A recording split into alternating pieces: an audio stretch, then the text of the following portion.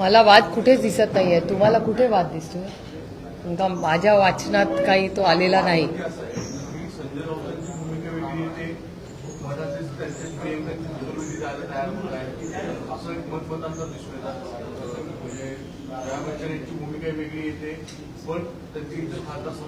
कुठल्या पक्षाचे? समाजवादी पार्टी. हां, किंवा पवारसाहेबांची सुद्धा जे काही मंत्री काम राष्ट्रीय स्तरावर राष्ट्रपती भारताची किंवा मलिन त्या शिष्टमंडळामध्ये निवडून त्याच्यामुळे हा प्रश्न. एक तर मला किरण रिजिजूंचा फोन आला होता आणि त्यांनी जेव्हा मला फोन केला तेव्हा त्यांनी मला एकच सांगितलं की सुप्रिया तुला देशासाठी 10 दिवस द्यायचे आणि मी त्यांना विचारलं नाही कशासाठी काय. ते म्हणले जर काही मिशन असेल तर अर्थातच त्याचा देशासाठी म्हटल्यावर विषयच राहत नाही. आणि मला असं वाटतं माननीय उद्धवजी आणि माननीय ममता दिदी यांनीही पूर्णपणे सहकार्याची भूमिका त्या डेलिगेशनला दिलेली आहे. पण आमच्या सगळ्यांच्याच डेलिगेशन हे सगळी डेलिगेशन काही लीडर किंवा काही नाही. आम्ही 45 खासदार एकत्र चाललेलो आहोत आणि आमचा प्रयत्न राहील की जास्तीत जास्त देशात जाऊन आपल्या ह्या सगळ्या प्रक्रिये किंवा ज्या घटना दुर्दैवी घटना आपल्या देशात झालेल्या आहेत त्याच्याबद्दल पारदर्शकपणे जे सत्य आहे हे जगाला कळलं पाहिजे. याच्यासाठी आमची सगळी ही डेलिगेशन जात आहेत. आम्ही सगळ्याच पक्षाचे लोक त्याच्यात आहेत. समाजवादी पक्षाचा उल्लेख तुम्ही केला, तृणमूलचा तुम्ही उल्लेख केला आणि तुम्ही उल्लेख केला शिवसेनेचा. सगळ्याच पक्षाचे लोक सगळ्याच पक्षाचे लोक त्याच्यात आहेत आणि आम्ही कुठल्या पक्षाच्या वतीने चाललेलो नाही. आम्ही भारतीय लोकप्रतिनिधी म्हणून आम्ही सगळे चाललेलो आहोत.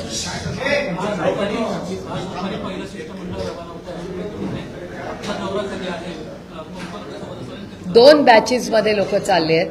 पहिली बॅच आज रात्री जाणार आहे जी कन्निमोळीजी आणि श्रीकांत शिंदेजी ह्या दोघांची बॅच आज रात्री निघणार आहे. आणि दुसरी जी बॅच आहे ती आम्ही सगळे 24 तारखेला निघणार आहोत. ती 4 लोकांची आमची बॅच आहे. आमचं ब्रीफिंग 23 तारखेला आहे. काल एक मोठं ब्रीफिंग ऑलरेडी झालेलं आहे. दुसरा ग्रुपचं ब्रीफिंग हे 23 तारखेला आम्हाला सगळ्यांना आहे. आणि आमची जी सगळी जी ग्रुप आहे आमचे 4 ग्रुप्स हे आमचे ग्रुप्स 24 तारखेला जाणार आणि 3 आणि 4 मध्ये म्हणजे टाइम डिफरंट फ्लाईट्स हे सगळं बघू आमची बॅच 24ला जाणार आणि 3 किंवा 4 जूनला हे सगळे ग्रुप्स परत येणार.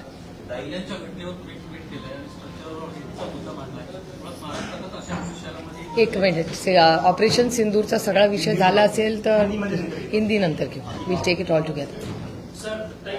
एक मिनिट मग ह्यांचा युद्धबंदी खरं तर भारत आणि पाकिस्तानने युद्धबंदी घोषित केली आहे, परंतु युद्धबंदीचं कुठेतरी श्रेयवादाची आता लढाई जी आहे ती रंगताना पाहायला मिळते. भाजपकडनं सातत्यानं तिरंगा यात्रेचं सगळीकडे आयोजन केलं जात आहे. एकीकडे युद्धबंदीचं युद्ध जिंकल्याचा आभास आणण्याचा प्रयत्न आहे. मला असं वाटतं काँग्रेस पक्षांनी पण काढलेली आहे. आता अनेक राजकीय पक्ष सामाजिक ग्रुप्स हे सगळे काढतायत. मला वाटतं ही वेळ जसं आदरणीय पवारसाहेबांनी पहिल्या दिवशी सांगितलंय की ही वेळ आम्ही कुठल्याही सरकारवर टीका करणार नाही. ही भारतीय म्हणून भारतीयाच्या ऐक्यासाठी आपण सगळे एकत्र आहोत. कुठलीही आमच्याकडून कुठलंही असं स्टेटमेंट जाऊ नये ज्याच्यामुळे भारतामध्ये किंवा आपले जे एअरफोर्स आर्मी आपले सगळेच दल आहेत ह्यांच्यामध्ये कुठलाही चुकीचा मेसेज कुठल्याही आमच्या राजकीय पक्षाकडून आणि आमच्याकडून तर नाहीच जाऊ नये. ह्याच्यासाठी आम्ही निर्णय घेतलेला आहे की आम्ही जेव्हा ऑल पार्टी मीटिंगला गेले होते सगळे विरोधी पक्षातल्या सगळ्या पदाधिकाऱ्यांनी जेव्हा लोकसभेचे सगळे महत्वाचे नेते आले होते सगळ्यांनी सांगितलं एका स्वरात एका सुरात की आम्ही सगळे भारताबरोबर आहोत. आता आम्ही टीका कुणावर करणार नाही. ही ती वेळ नाही.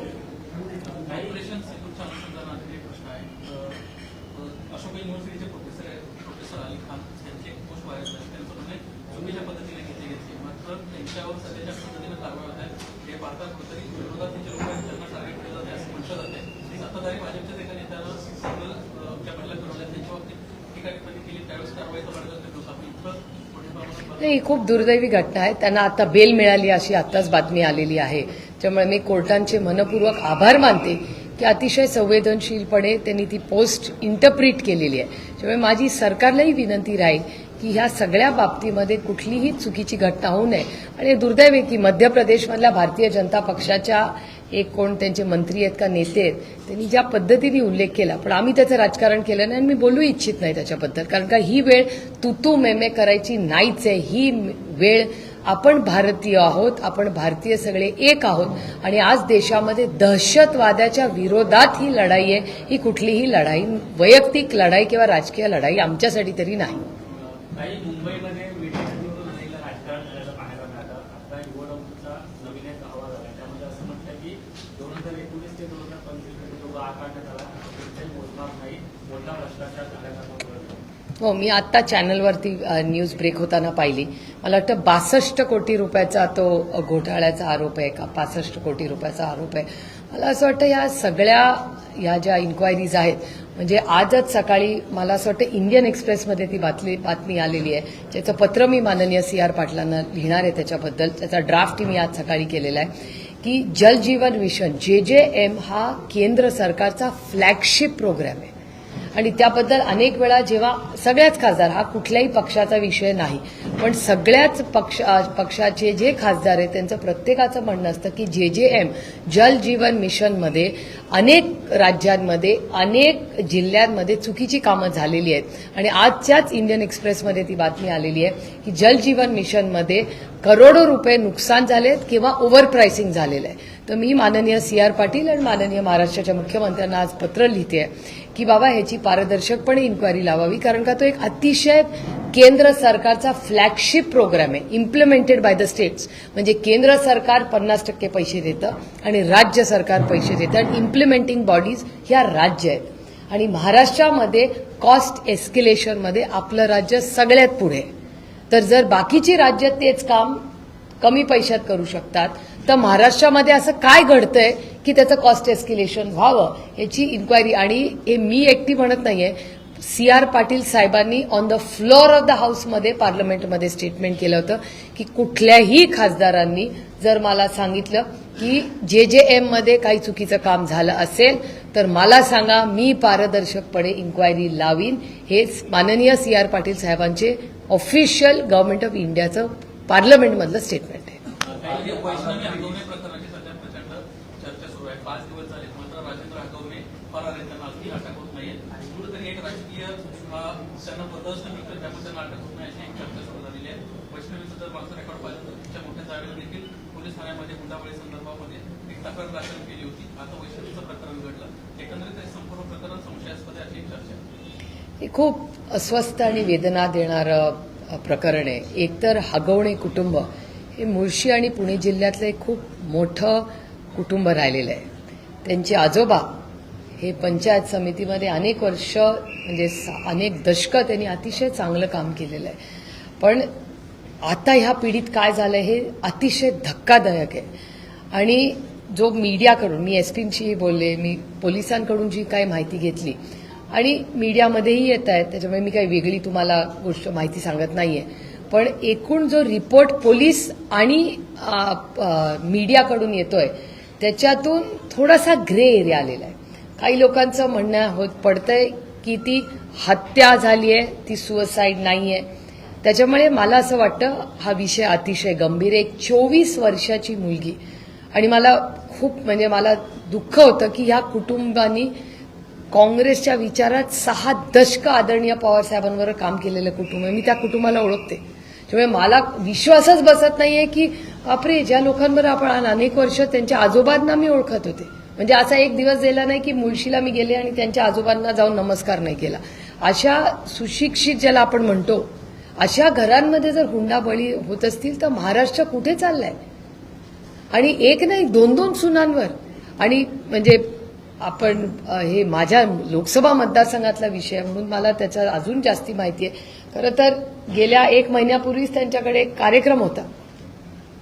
मी मुद्दामून त्या कार्यक्रमाला एवढ्यासाठीच गेले नाही, कारण का मला दर्शवायचं होतं की तुमच्या सुनेची डोमेस्टिक व्हायलन्सची केस आहे, ती पोलीस ठाण्याला आहे, अशा कुटुंबाच्या कार्यक्रमाला मी जाणार नाही. आणि मी त्यांना कळवलंही होतं ते, कारण का त्यांच्या 2 सुना ह्या जर डोमेस्टिक व्हायलन्ससाठी पोलीस ठाण्यात जात असतील आणि त्यांच्या केसेस चालल्या असतील, म्हणून मी तो कार्यक्रम रिग्रेट केला. मी म्हणलं मी या कार्यक्रमाला जाणार नाही. मी त्यांना कळवलंही की हे कारण आहे म्हणून मी येणार नाहीये. हे करू नका, तुम्ही सुधारणा आणा स्वतःमध्ये, तुम्ही काउन्सिलिंग घ्या. पण त्या बिचाऱ्या 24 वर्ष, तुम्ही विचार करा, 24 वर्षाची मुलगी हसने खेळणे के दिन है उसके, तिचं 8 महिन्याचं मूल होतं त्या खोलीमध्ये.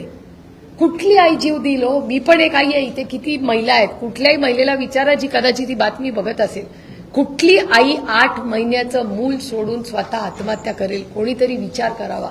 तिच्या अंगावरचे वळ, मी तुम्हाला फोटो नाही दाखवणार, पण मला पोलिसांकडून, मीडियाकडून खूपशी ही माहिती आलेली आहे. तिच्या अंगावरचे वळ म्हणजे अमानुष, पण अमानुष.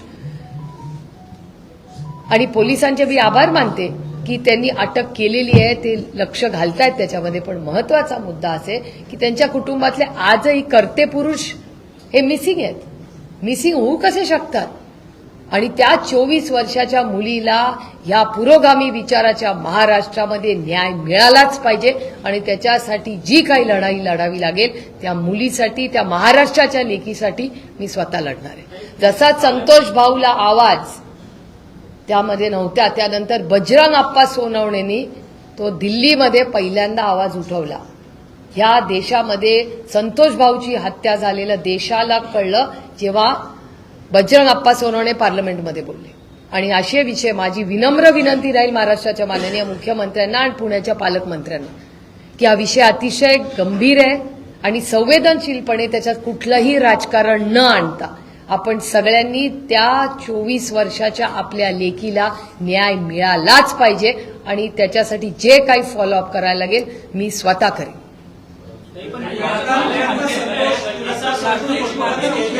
One at a time. Police अधिकाऱ्यांसोबत तुम्ही बोलला त्या संपूर्ण प्रकरणामध्ये, पोलिसांना नेमकं काय सांगितलं? या आत्महत्या आहे की याला वेगळं काही? म्हणजे मला पहिली बातमी आली की आत्महत्या होती. त्याच्यानंतर आता दबक्या आवाजामध्ये रिपोर्टची मी वाट बघते, कारण का मी एक लोकप्रतिनिधी आहे, त्याच्यामुळे मी जे बोलीन ते जबाबदारीनीच बोललं पाहिजे. त्याच्यामुळे आता ग्रे एरिया म्हटल्यावर त्याची पारदर्शकपणे इन्क्वायरी झाली पाहिजे, कारण का तिच्या अंगावरचे जे वळ आहेत, जे फोटो आहेत, तिला अमानुषपणे मारलेलं आहे हे प्रूव्ह होतंय तिथे. त्याच्यामुळे माझी पोलिसांनाही विनंती की जे काय कराल ते पारदर्शकपणे ह्या महाराष्ट्राच्या लेकीला न्याय मिळालाच पाहिजे. त्यामुळे नक्की काय झालंय हे आपल्याला माहिती नाहीये. माझ्याकडे त्याचा फुल प्रूफ एव्हिडन्स आत्ता तरी नाहीये, पण त्याच्यासाठी तिची कुटुंबांनी मला कॉन्टॅक्ट केलेला आहे. त्यांची भूमिका अशी राहिलेली आहे की ही आत्महत्या नाही, ही हत्या आहे, असं दबक्या आवाजात खूप लोक बोलत आहेत. त्यामुळे माझी विनंती राहील महाराष्ट्राच्या माननीय मुख्यमंत्र्यांना, आपल्या पुण्याच्या पालकमंत्र्यांना आणि पोलीस यंत्रणेला की पारदर्शकपणे त्या मुलीला न्याय मिळालाच पाहिजे. आणि हुंड्यावर जर ह्या 21व्या शतकात ह्या पुरोगामी विचाराच्या महाराष्ट्रामध्ये जर एकी लेकीची हत्या होत असेल तर हे अतिशय महाराष्ट्रासाठी आणि देशासाठी हा काळा दिवस आहे आणि लाजिरवाणी गोष्ट आहे. कल्याणमध्ये काल घटना घडली, स्वतः देखील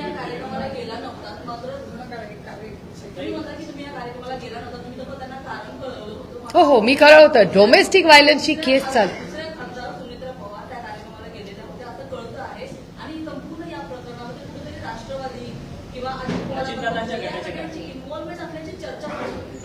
त्याच्यावर मी बोलू शकणार नाही. मी काय केलं हे तुम्हाला सांगू शकते, बाकी कुणाबद्दल बोलणं अयोग्य राहील.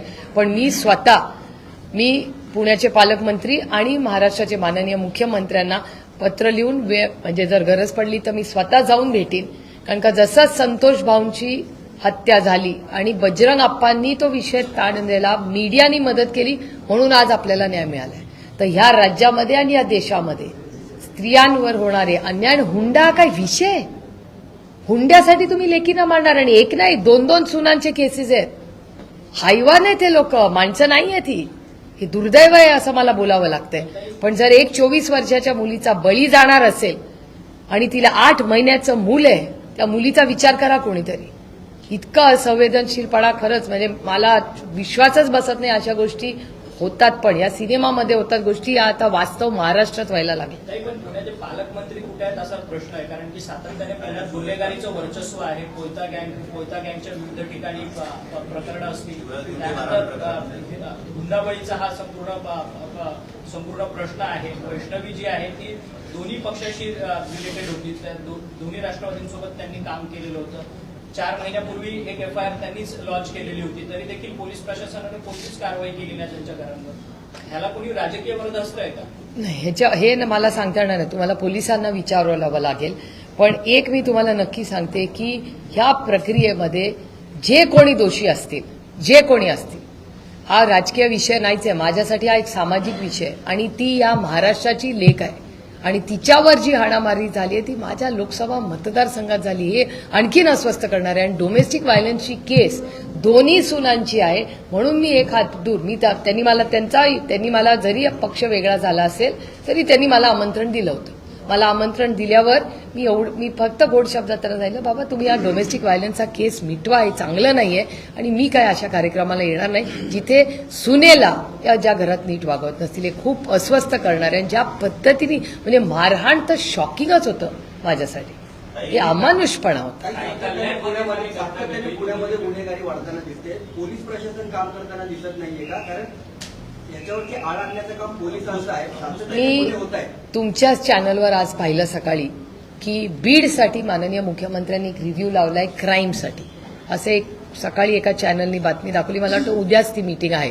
त्याच्यामुळे बीडचा जर माननीय मुख्यमंत्री रिव्ह्यू घेणार असतील तर माझी विनंती राहील की माननीय मुख्यमंत्र्यांनी ही केस आणि पुण्याचाही बीड बरोबर क्राईम रेट आणि महाराष्ट्राचा एक आढावा घ्यावा. कारण का क्राईम वाढणं हे कुठल्याही राज्याच्या ईज ऑफ डुईंग बिझनेस, इन्व्हेस्टमेंट्स या सगळ्यासाठी हे चांगलं नाही वातावरण. आणि कुणीही जरी मी विरोधात असले तरी मी कधी म्हणणार नाही की माझ्या राज्यामध्ये क्राईम वाढावा, कधीच म्हणणार नाही. त्याच्यामुळे माझी विनम्र विनंती आहे महाराष्ट्राच्या माननीय मुख्यमंत्र्यांना की तुम्ही बीड जसं रिव्ह्यू करताय तसं पुण्याचाही रिव्ह्यू घ्या आणि ह्या महाराष्ट्राच्या लेकीला माननीय मुख्यमंत्र्यांनी न्याय द्यावा. एवढीच एक आई म्हणून, एक महिला म्हणून, एक लोकप्रतिनिधी म्हणून माझी हात जोडून माननीय मुख्यमंत्र्यांना विनंती.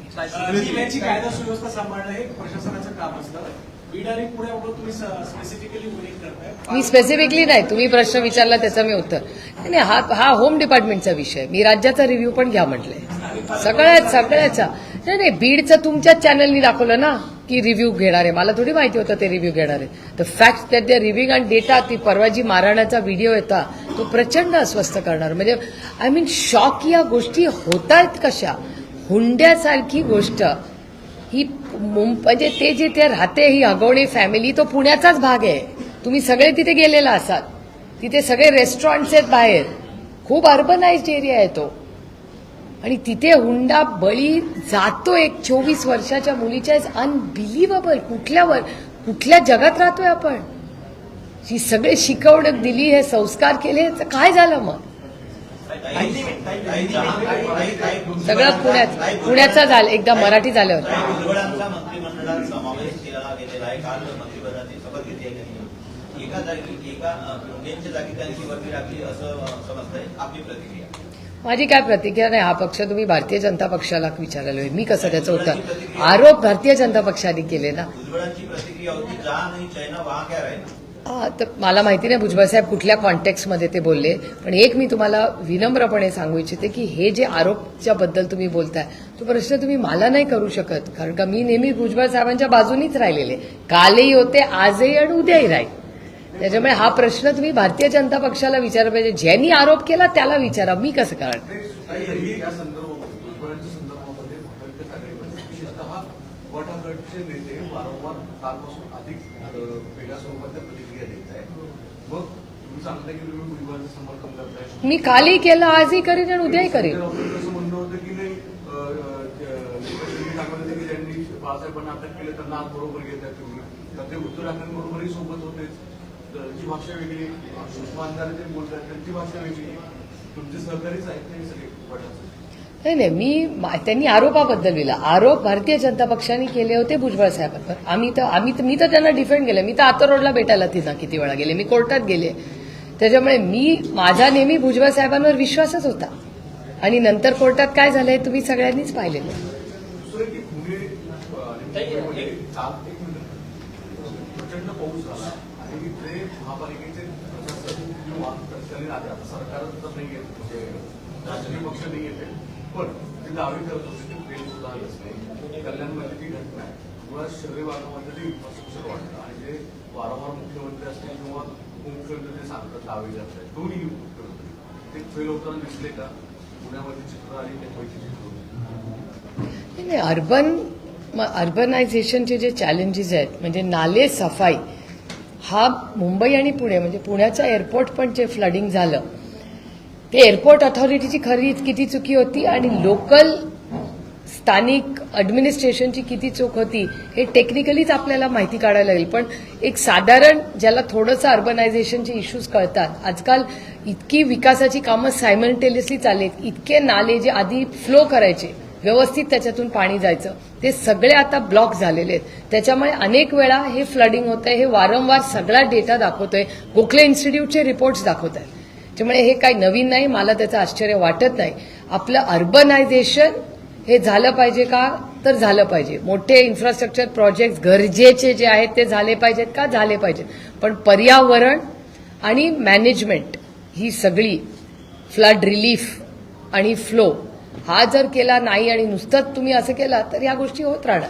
म्हणजे आधी मुंबईला तुंबई तुम्हीच करायची ही हेडलाईन आता संभाजीनगरला तेच आहे नागपूरला तेच आहे पुण्यामध्ये तेच आहे सगळ्या मोठ्या शहरांमध्ये आता हीच गोष्ट व्हायला लागली तर अर्बन प्लॅनिंगमध्ये अर्थातच काहीतरी आपलं चुकतंय ना त्याच्याशिवाय एवढं फ्लडिंग सगळीकडेच कसं होईल मान्सूनपूर्व पावसामुळे शेताचा जो उभा कांदा आहे खासकरून नाशिक जिल्हा कोकण सगळीकडे मोठ्या प्रमाणात नुकसान झाले आंबा पिकाचं देखील मोठ्या प्रमाणात नुकसान झाले अजून पंचनामे असतील किंवा या संदर्भातले आदेश देणं अपेक्षित होतं ते होताना पाहायला मिळत नाही आता मान्सून देखील सुरू व्हायला आणि त्यानंतर मदत जी अपेक्षित होतं शेतकऱ्यांना ती मिळणं देखील अपेक्षित हळदीचं पण नुकसान झालंय हळद कांदा आंबा सगळ्यांचं प्रचंड नुकसान झालंय अवकाळी पावसामुळे आणि माझी अपेक्षा आहे की महाराष्ट्र सरकारने कर्जमाफीबद्दल तर अजून काही सांगितलेलं नाहीये पण आत्ता तरी तातडीने कारण का बऱ्याच वेळा महाराष्ट्र सरकार आणि केंद्र सरकारच्या नियम कायद्याप्रमाणे आता ड्रोन्सनी हे सगळं काम होतं तर ड्रोन्सनी ते जर तितक्या वेळात जर कालावधीत झालं नाही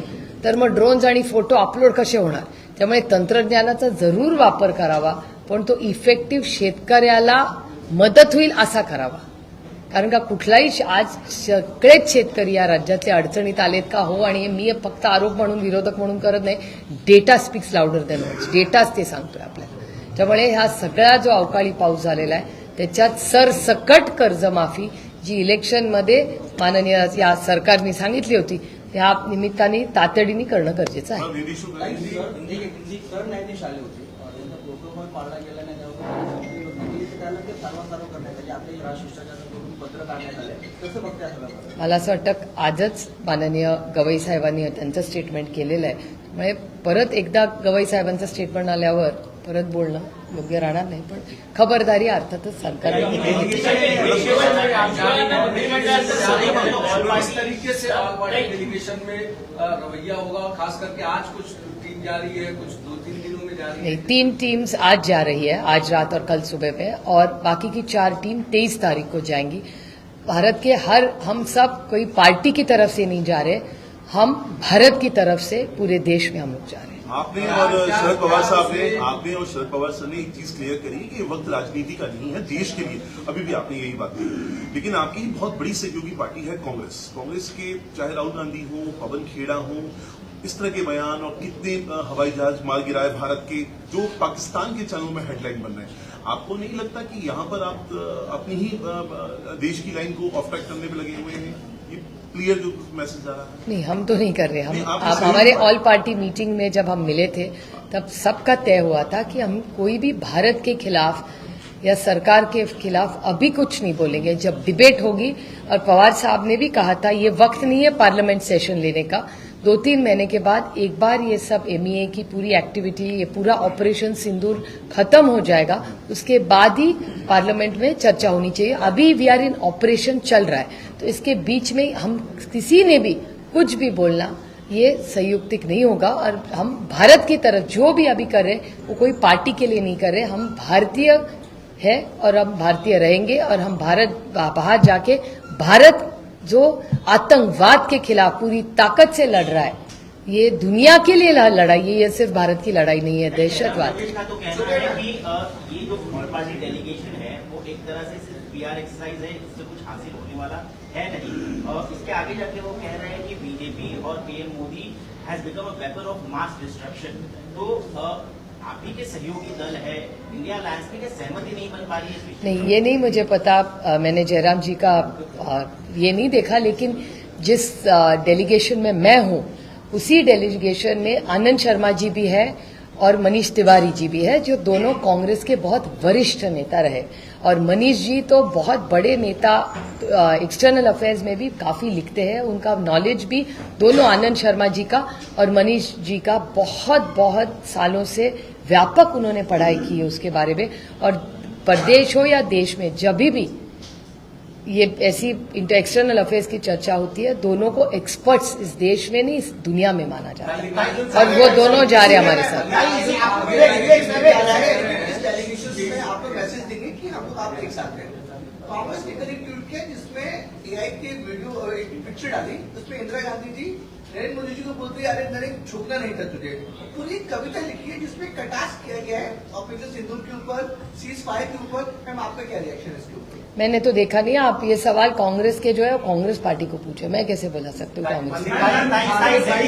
आप अपोजिशन पार्टीज की तरफ से जो बयान दिए जा रहे हैं मैम, अपोजिशन पार्टीज की तरफ से बयान दिए जा रहे हैं ऑपरेशन सिंदूर को लेके, मल्लिकार्जुन खड़गे हैं जो कांग्रेस के अध्यक्ष, उन्होंने कहा है कि ये चुटपुट जंग थी, तो कहीं ना छोटी सी जंग है। मल्लिकार्जुन खड़गे कह रहे हैं छोटी या बड़ी जंग होती है एक तो, और मैं खुद हमेशा कहती हूँ कि ये जंग हमारे लिए तो ये दहशतवाद के खिलाफ है।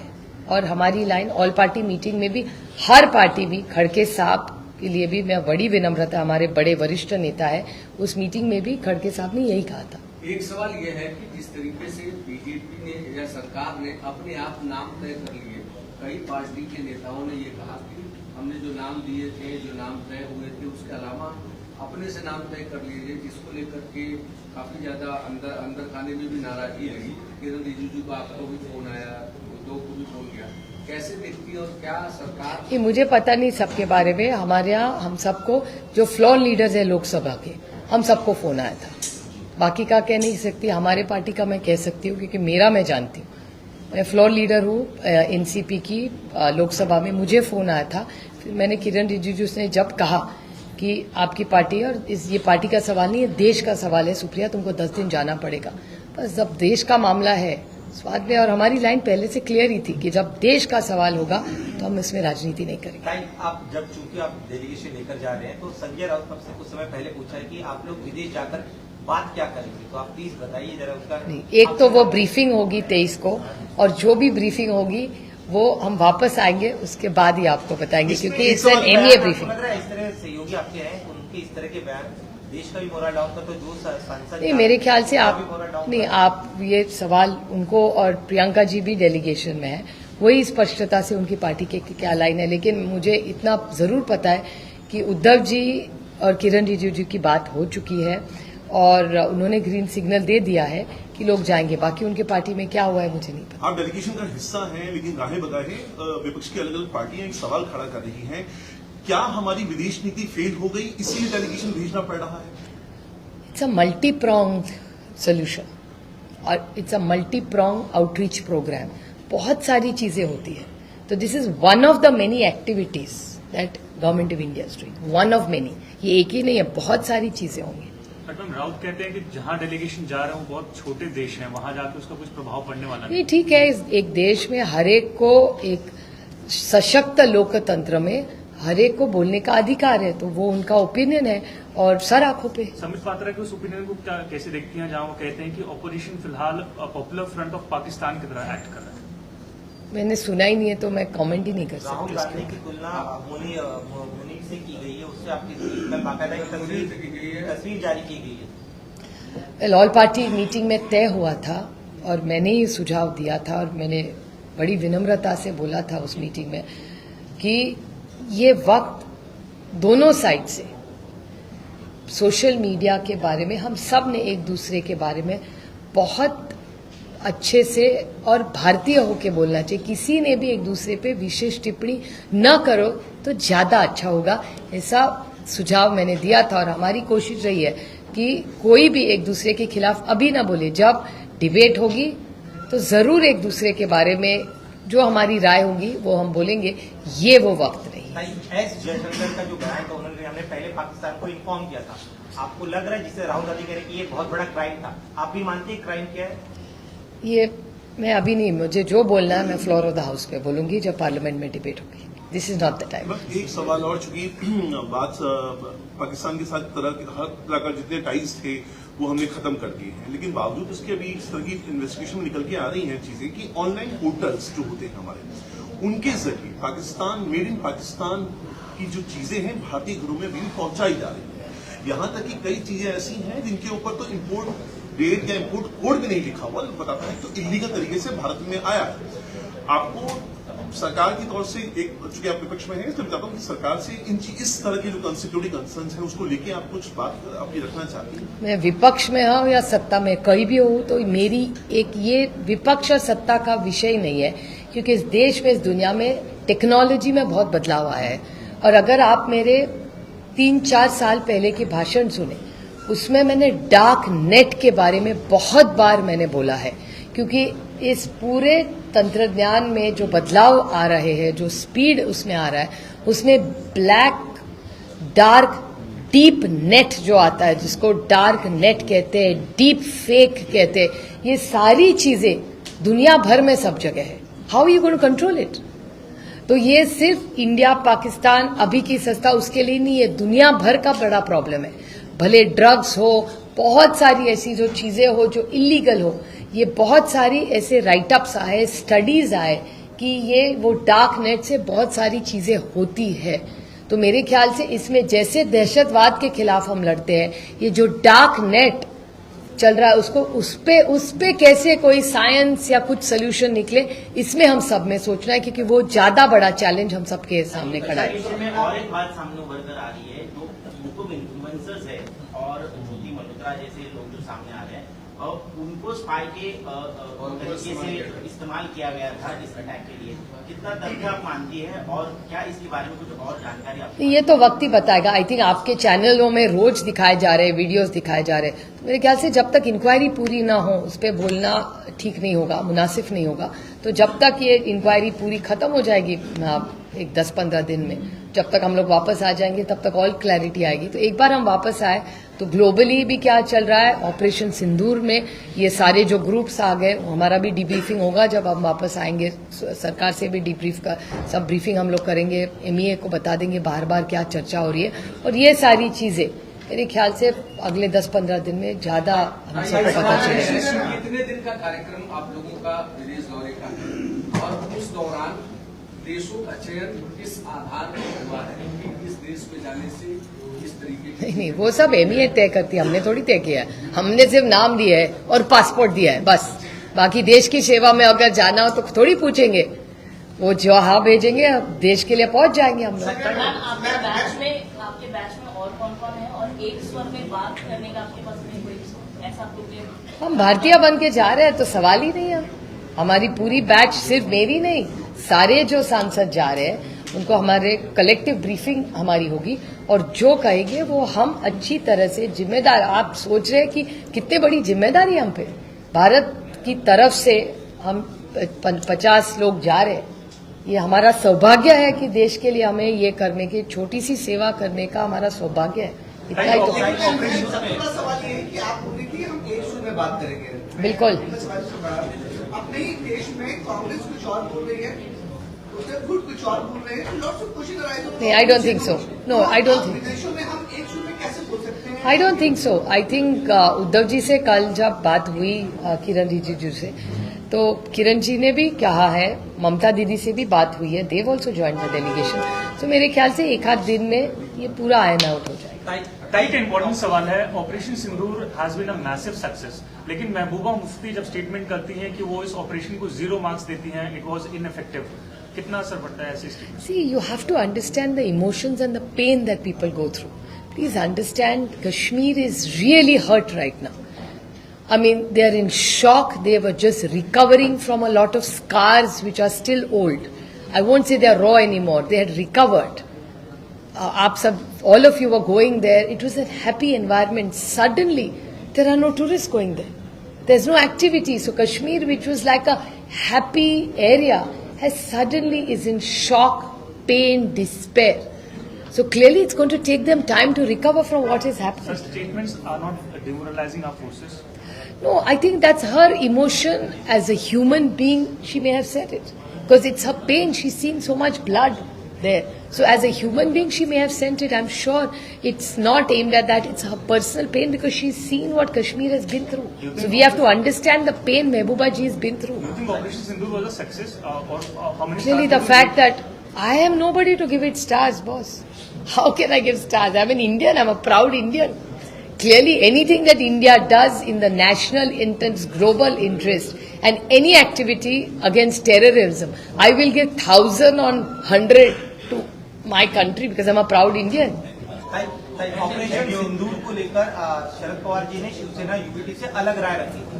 संजय राउत का कहना है कि शरद पवार जी पहले अमित शाह का इस्तीफा मांगे क्योंकि अमित शाह की नाकामी की वजह से ये पूरा हादसा, ये हमला हुआ। ठीक है, एक सशक्त लोकतंत्र में हर एक को बोलने का अधिकार है, तो उनको भी देखिए कितना हमारा अलायंस कितना अच्छा है। दिल खोल के कोई भी कुछ भी बोल सकता है। हमारे कोई डरता नहीं है एक दूसरे से। कितनी अच्छी बात है, आपने एनकरेज करना चाहिए कि देखो ये सच्ची है। इंडिया अलायंस एक सशक्त लोकतंत्र का बहुत अच्छा उदाहरण है। ऑपरेशन सिंधु को लेके प्रोफेसर अली ने जो पोस्ट किया था उन्होंने फिर एक पोस्ट करके बोला कि मेरा गलत मतलब लगाया है। मेरे ख्याल से उनको अभी बेल भी मिल चुकी है, अभी आधे घंटे पहले फोन भी आया था। तो मेरे ख्याल से ऐसी चीजें होनी नहीं चाहिए। उनके गलत अगर उनका जो किया था वो दुख की घटना है और ऐसे टाइम में हम सब ने ये अरेस्ट वगैरह नहीं होनी चाहिए। मुझे भी लगता है कि उनको अरेस्ट नहीं होना चाहिए था। मैं सुप्रीम कोर्ट की बहुत आभारी हूँ कि उन्होंने उनको बेल दे दी। Thank you very much. चला।